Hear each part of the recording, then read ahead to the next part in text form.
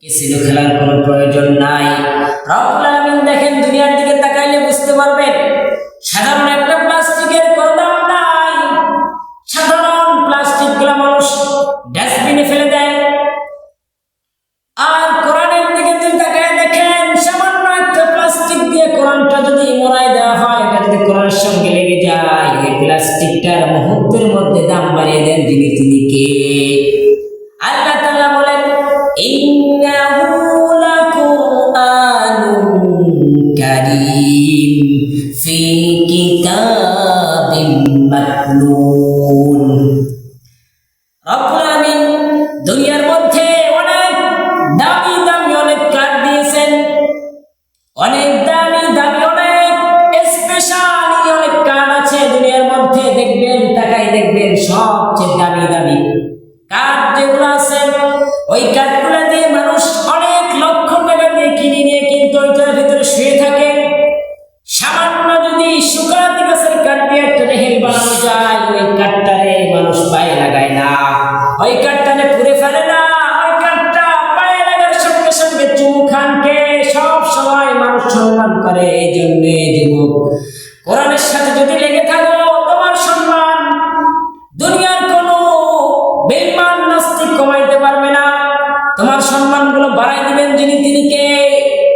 এই জন্য কোন নেতার পিছনে যা সম্মান বাড়ানো যায় না, কোন নেতার চামচামি করে সম্মান বাড়ানো যায় না।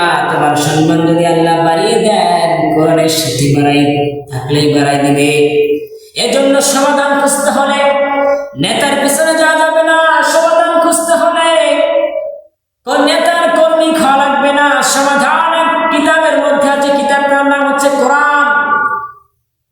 সমাধান তুমি যদি খুঁজতে যাও, তাহলে কোরআনের দিকে তাকাও।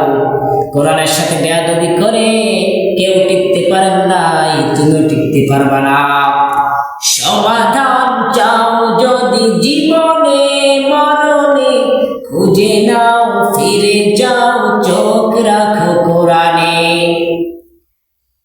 সমাধান খুঁজতে হলে, সমাধান পেতে হলে দুনিয়ার কোনো গাইডলাইন আল্লাহ তাআলা বলেন নাই। আল্লাহ তাআলা সব সময় কোরআনের মধ্যে বলে দিয়েছেন।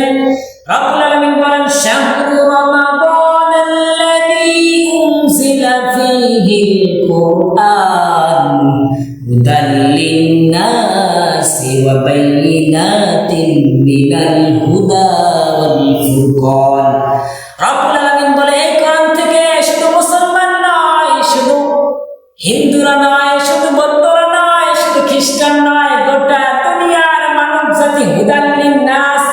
এখানে নাস শব্দ ব্যবহার করার অর্থ হচ্ছে, নাস অর্থ মানুষ, গোটা দুনিয়ার মানুষ কোরআন থেকে হিদায়াত নিতে পারবে। শুধু মুসলমান নয়। অনেকে আবার প্রশ্ন করতে পারেন, মুসলমানের কিতাব থেকে হিন্দুরা কেমনে হিদায়াত নিবে?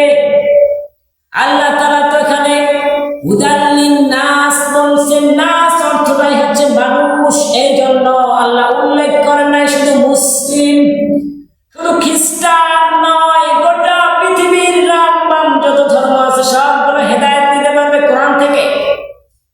এই জন্য এই কোরআনটার দাম এত আল্লাহ রাব্বুল আলামিন বাড়াই দিয়েছেন।